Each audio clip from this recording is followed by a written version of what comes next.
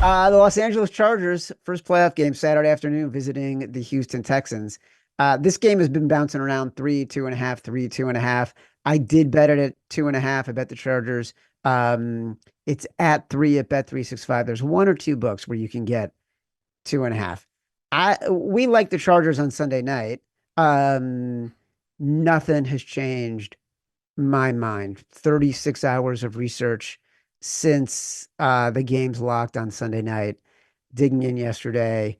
Um, so many thoughts on this, but before I dig in, sort of from my point of view, has anything changed for you in the since we first started talking about it on Sunday? No, I think our gut instinct of taking the -2.5 for the Chargers or take the -3 was right. We both thought that this would go up. The most shocking part is it did touch 3.5 for a second, and then some really smart money clearly came in. A couple of those books moved all the way to 2.5. That's how much they respect the money that did come in on Houston. So it's going to be an interesting game because I'm not really seeing it from the Houston side. Like my perspective is, okay, Houston's defense is better than people give them credit for, right? They have outperformed in a lot of ways this season.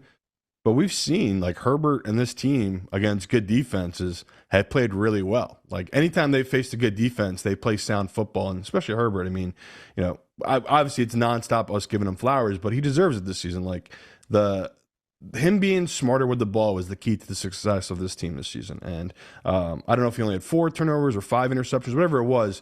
It's incredibly low for someone like him that loves to push the ball downfield. So looking at this matchup on paper, it's like, okay, we already love the Chargers matchup wise. Like their defense going against us really bad. I don't want to say really bad because they've had so many injuries to their offense in Houston, but they've Struggling, struggled. struggling. Yeah, struggling. And the fact that we also have a short week here, like that's not being talked enough to me, is that this is a short week and it is a spot where Harbaugh, he's 3-0 straight up and against the spread this season as on a short week.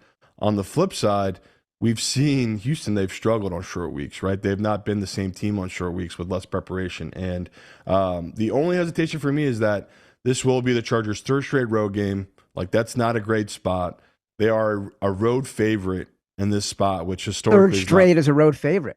right. So, like, there's a lot of trends that point to back in Houston, which is, to me, why smart money here is coming in on Houston, where it's like, mathematically, yes, like Houston probably is the right side long term.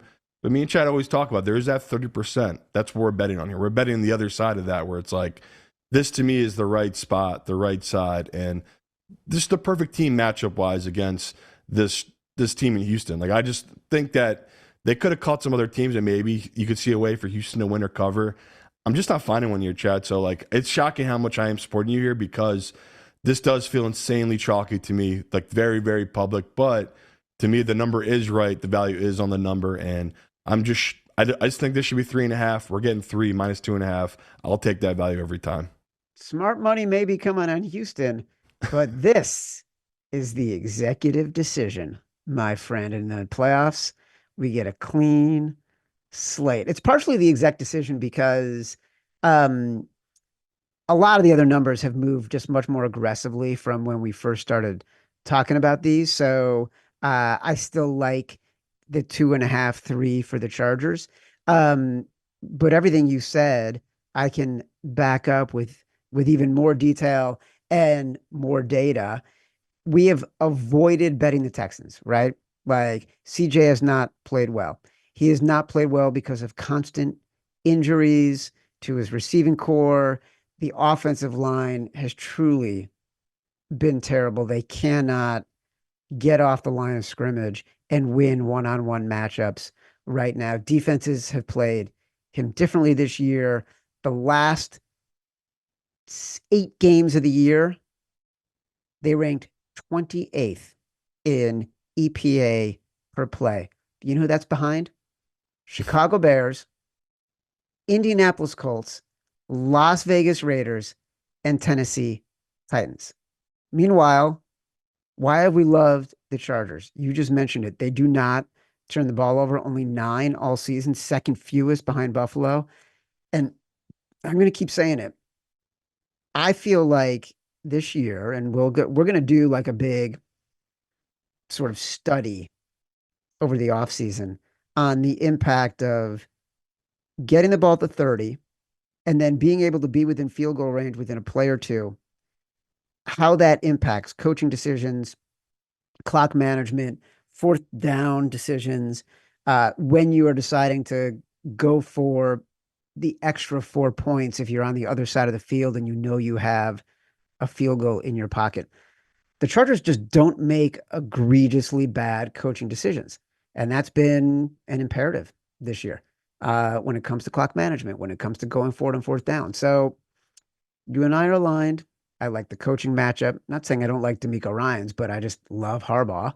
And I like what Herbert can do. I don't like how CJ Stroud has played. I think this will be the last game to a tough year in which everything that the Texans had a hard time overcoming will come to fruition in this game. They aren't going to all of a sudden be great. They don't have the personnel that they thought they were going to have.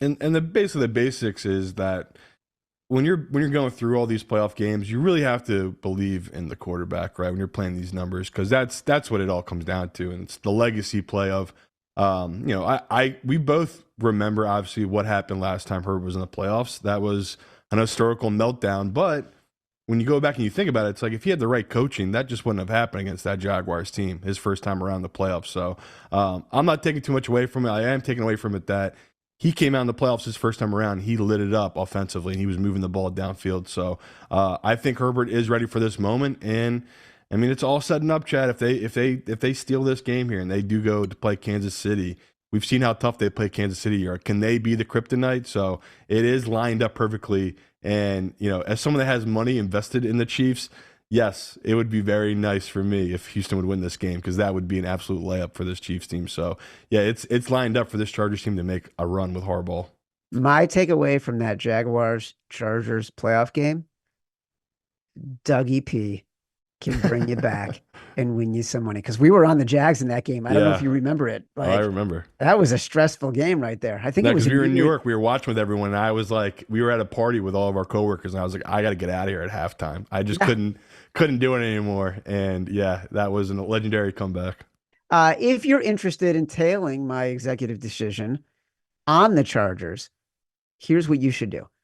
Go to the app, use Bet365's quick slip link. You can see it in this episode description.